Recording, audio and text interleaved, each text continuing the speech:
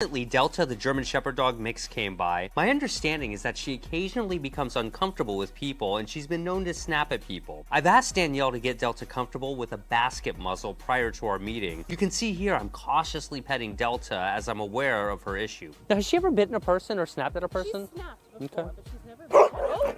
As I'm looking at this again, perhaps she took exception with being pet on top of her head by someone she doesn't know very well? Hey. Hey.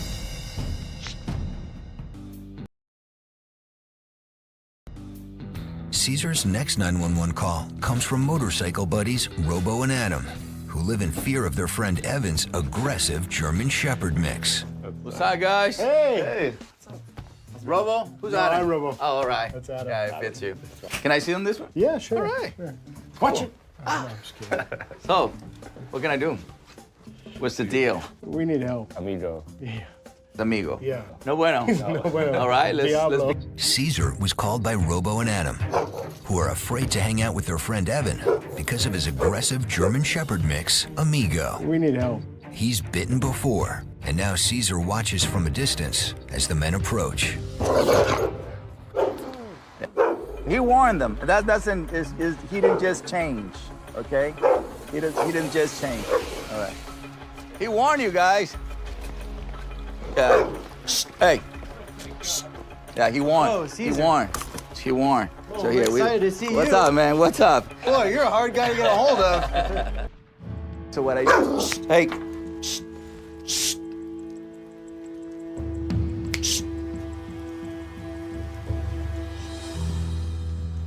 That's incredible. Right? You're all right with this guy? Not yet. With me, he's like, the vibe is different. Yeah, totally. He was like this. He's like, dude, what? I'm telling you from over there. I'm telling you not to come in. Yeah. Silently, he told you. Obviously, that's not what people pick up. Oh. You know? Yeah. People don't pick up the little messages. People see barking, teeth, lunging, and then people say, what's wrong with this dog? You know, it's bipolar. No, it's the dog was communicating, the human didn't listen. Amigo's aggressiveness can be prevented if Evan and his friends learn to read his body language so they can see the warning signs. Look, his ears are back, tail is low. That's a good sign, ears are back. Right. When I came in first, his eyes were on me. When the ears are up, they're already zooming in you, like a sniper. It's already on you. So Evan, that's what you need to be looking out for when your friends arrive. Luckily for Evan, Amigo is easy to read. See, so what I do? Hey, but Evan is not the only one who needs to learn the signs. Right now, I can see Amigo feels threatened by the energy of these two friends who have come into his space. Can we leave? Yeah. I need to show them how they are contributing to the problem. Look how he's watching it. Look at it. See it? Yeah. These guys are so stiff and tense around this dog that it's making Amigo nervous, and nervous dogs lashed out. Look at those eyes. To help them learn Amigo's warning signs, Caesar uses a wooden crate to test him. It's all right. Hey. So he gets nervous. Look. It's the box. It's not even me. All right. Hey, now Evan, do me a favor. Go outside. Caesar has Evan leave to work alone with Amigo, but wants him to watch on a monitor. Pass me my leash. If Amigo acts out again, the same way he does around Evan's friends, Caesar wants to show Evan how to correct him. Hey.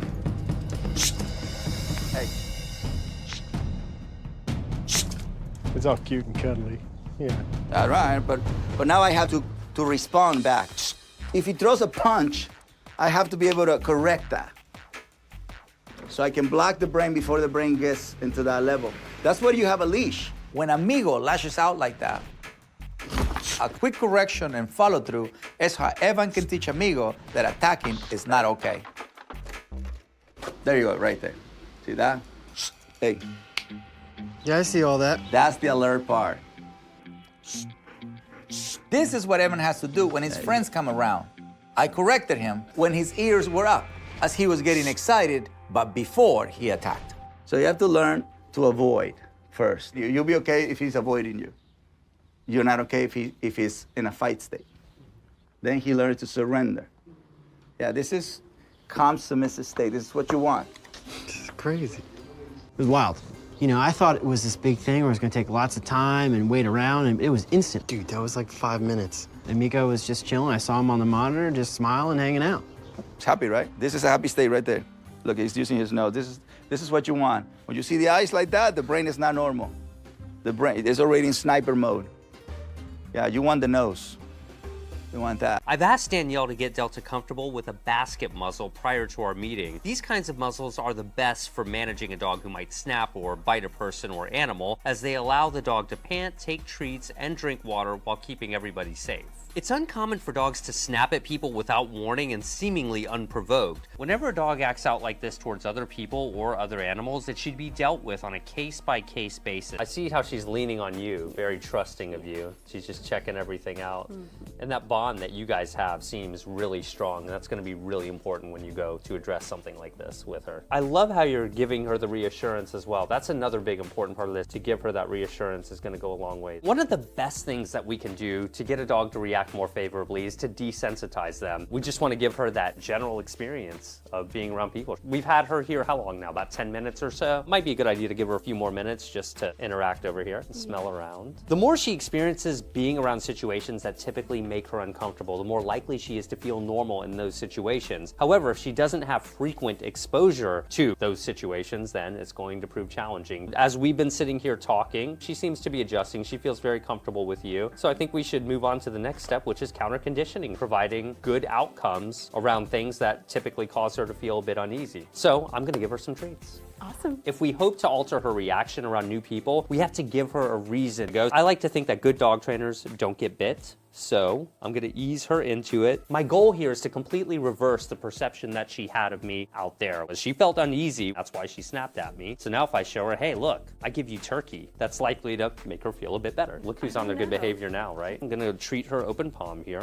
So now I'm able to put my hand right at her face there. That's a step in the right direction. And I'm now a little more comfortable to get a little bit lower on the ground with her here. And I'm pretty close to her right now, because my best guess with her is that when you get in her personal space, she gets a little alarmed. And you might notice I'm not petting her a lot because there's a good chance that that's a trigger to her. I'm giving her really tiny pieces here, and this is all really good so far. I'm looking at her body language. I mean, her frog legs over here seem to indicate that she's in a relaxed state of mind. I'm not seeing the piloerection. That's where their hair stands up. I'm not seeing her look particularly alert. It's really important to try and understand a dog's body language, get any clues that you can. Basically, you do counter conditioning exercises like this. Ideally, you get strangers to give her treats or drop treats in front of her. And the idea is that over time, if she has enough experiences with strangers dropping treats from the sky around her, that she's more likely to start to associate good things with them. Yes, good girl. So now I'm letting her just kind of lick me with no treats. I'm just getting her used to seeing a hand come towards her face. Here, I'm just getting her to interact with my hand in her space. Good job, very good. And she's like, where's the treat? But you know, the main thing is she's not showing a lot of stress signs here. Let me see if I can get her to take some general direction from me. I mean, if she'll do some basic tricks for me, that's a surefire sign that she's getting comfortable with me. She knows sit pretty? Yeah, well, we call it beg. Oh, yeah. look at that. What do you call it? Beg. Beg.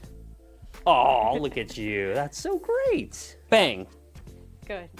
Oh, that's really cool. When a dog takes direction from someone they've never met or unfamiliar with, like me, that's a really good sign that they're not in a stressful state of mind. We're making great strides on counter conditioning Delta to react better towards me, but remember that managing any dog with an issue like this is paramount to their long-term success. When you have a dog like this that has had issues with reacting to people in the past, it's important to really manage them, honestly, lifelong. You can make a lot of improvement, and perhaps you can get over it completely, but every dog is different. You're doing great on management. You've got her on leash, she's on a harness, you have the basket muzzle on just to keep everybody safe. And you talked about how when you go on walks, if you see that she's likely to react, you create the distance and everything. These are fantastic ways to manage. For those of you at home who are dealing with this, whether your dog reacts unfavorably with dogs or people or any other animal, it's important to have realistic expectations. This isn't something that you necessarily resolve quickly. Sometimes it can be years, sometimes it can be lifelong. It really just depends on the individual dog. The most efficient way to get through issues like this is to give your dog positive experiences, and that's what we're trying to do. If you've ever seen another dog trainer, whether it's on YouTube, TV, who really tries to challenge a dog or really intimidate them or force them to try and get them to not behave this way, that's unlikely to resolve this issue long term. That instead is something we call learned helplessness. If the behavior does reemerge, it's likely to reemerge worse than ever. Today was a success because we gave her a really good association with everything. She's doing well. She's smelling my hand. She's doing tricks for me. Danielle, great job.